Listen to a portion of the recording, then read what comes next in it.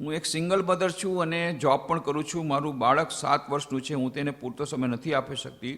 તેની બધી જીદ પૂરી કરું છું. હવે બહુ જિદ્દી થઈ ગયું છે, તો હવે કઈ રીતે સંભાળવું હવે સંભાળવું મુશ્કેલ. એ જિદ્દી બાળકને સંભાળવું બહુ મુશ્કેલ. પહેલી વાત તો તમે એની જીદ જેટલી સંતોષાશે એટલી જિદ્દી વધારે થશે.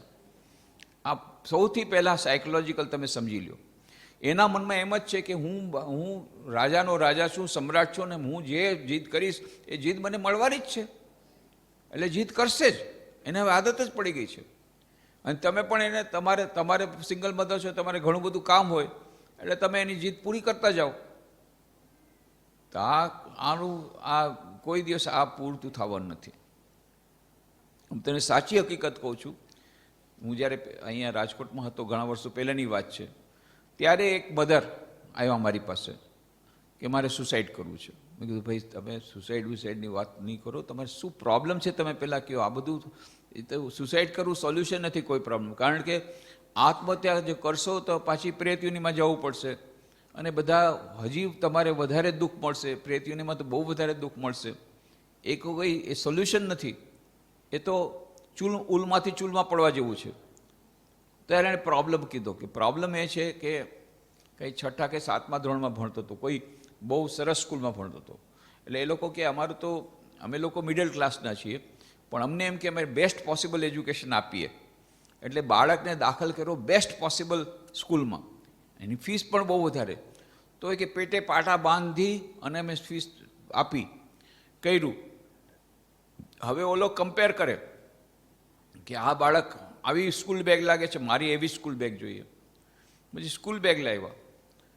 પછી આણે આવા બૂટ પહેર્યા છે, મારે આવા. હવે ત્યાં તો બધા ડિલક્સવાળા જ આવતા હોય. બધા એ જે સ્કૂલ છે હાઈફાઈ સ્કૂલ હતી, તો બધા એવા જ આવે. તો એણે જોયું એનો મિત્ર આવા સરસ બૂટ પહેરે કે મારે આવા જ જોઈએ. એ વખતના જમાનામાં 1000 રૂપિયાના બૂટ, અત્યારે તેની કિંમત 10,000 રૂપિયા હશે. એવા બૂટ એને જોઈએ. પછી આ જોઈએ. આમ રોજ કાંઈ ને કાંઈનું લાગેલું છે. પછી કે ના આપણે જો આવું છે ને, અત્યારે તારા પપ્પાને થોડું હવે આર્થિક સ્થિતિ આપણી સારી નથી, પછી થશે ને પછી જીદમાં બેસી જાય કે ઠીક છે તમે નહીં આપો તો હું આત્મહત્યા કરીશ.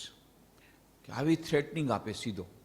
જો તમે નહીં લાવો ને પછી બીજે દિવસે બેગ લઈ આવ્યા. 2 દિવસ પછી કે આવા જૂતા લાવો નહીં તો હું સુસાઇડ કરીશ. હવે એની પાસે ટ્રમ્પ કાર્ડ આવી કે સુસાઇડની વાત કરું ને એ તરત જ આ લોકો જીત પૂરી કરી દે છે. એટલે કે હવે મેં વિચાર કે હું જ સુસાઇડ કરી નાખું. એટલે પછી કોઈ ચિંતા જ નહીં. એનાથી તમે સોલ્યુશન તો થવાનું નથી. એ તો સુસાઇડની વાત કર્યા જ કરશે. પછી એના પપ્પાએ સુસાઇડ કરશે, પછી એ સુસાઇડ કરશે. 3 સુસાઇડ થશે. એના કરતાં એકને જ આવવા દો ને. તમારે 3 વિરુદ્ધ 1. અને તમારે રખવાનું કે ભગવાને તમને બાળક આપ્યો છે. તમારો બાળક તો છે નહીં. ભગવાનની ઈચ્છા હશે તો પાછો જશે. તો આવી રીતે મેં એને કીધું જાઓ તમે ભગવાનને પ્રાર્થના કરો અને દિલ પર પથ્થર રાખી અને ના પાડવાની તમે હિંમત રાખો. કારણ કે આનું તો અંત નથી. તમે આ કાલે તમે સ્કૂલ બેગ આપશો તો પરમ દિવસે પાછું નહીં કરે એની કંઈ ગેરંટી. આનું સોલ્યુશન એક જ છે. તો પછી મેં કીધું જાઓ તમે એને જઈને કહો. અને આમાં વાંક તમારો છે, તો એનો વાંક નથી. કેમ? એને એના ફ્રેન્ડના સર્કલનું જોવે, એને કમ્પેર કરે. તમે એને એવી સ્કૂલ હાઈફાઈ સ્કૂલમાં કેમ નાખો? પહેલી મિસ્ટેક તમે કરી છે કે એટલી ફીસ તમારાથી નહોતી પોસાતી, તોય તમે પેટે પાટા બાંધીને તમને બેસ્ટ પોસિબલ એજ્યુકેશન દેવું છે. હવે મને છોકરાનો વાંક કયો. છોકરા તો બધા ફ્રેન્ડ, એના બધા ફ્રેન્ડ આવી સારા જૂતા પહેરતા હોય તો એને ખરાબ લાગે. હવે નાનો બાળક બિચારો શું કરે? પછી કે તો પછી મારે મરી જવું છે જો તમે નહીં આપો તો. પતી ગયું. ભૂલ તમારી છે. તો શું કરીએ કે પહેલાં ભૂલ સુધારો, એને બીજી સ્કૂલમાં નાખો. ઓર્ડિનરી સારી સ્કૂલ બીજી ઘણી એવી છે જે હાઈફાઈ નહીં હોય પણ સારી સ્કૂલ એજ્યુકેશન આપતા હોય, એમાં નાખો.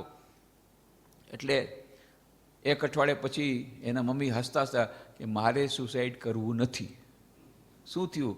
કે સીધો દોર થઈ ગયો. કે મેં એને જ્યાં કીધું ને હવે કાલે છે ને આપણે સ્કૂલ આપણે બદલવી છે, કારણ કે અમારો દોસ્ત અમને ખબર પડી ગઈ છે. તને અમે આ સ્કૂલમાં નાખ્યા અને તારા બધા ફ્રેન્ડ બધે હાઈફાઈ છે એટલે તને આવું જાય છે, એટલે આપણે એવી સ્કૂલમાં જાય, હાઈફાઈ સ્કૂલમાં નહીં જાય ને. એવું થઈ કે કે ના મારે આ સ્કૂલ નથી બદલવી, હવે હું કોઈ દિવસ માગણી નહીં કરું, હું સુસાઇડ નહીં કરું, પણ મને આ સ્કૂલમાં રહેવા દો, કે સીધો દોડ થઈ ગયો. એટલે તમે જીદ એની પૂરી કરવાનું બંધ કરો ગમે એમ કરીને, અને થોડો તો તમારે ક્વોલિટી ટાઈમ દેવો પડશે, ગમે એમ કરીને થોડો ટાઈમ કાઢવો પડશે. અને બીજું કે તમે કોઈક સારા વાતાવરણમાં એને મૂકો કે જ્યાં એને સંસ્કાર સારા મળતા હોય, એને એકદમ એના ભરોસે, એને મોબાઈલના ભરોસે ન મૂકી દો. જે મિસ્ટેક અમેરિકન લોકોએ કરી એ ન કરો તમે.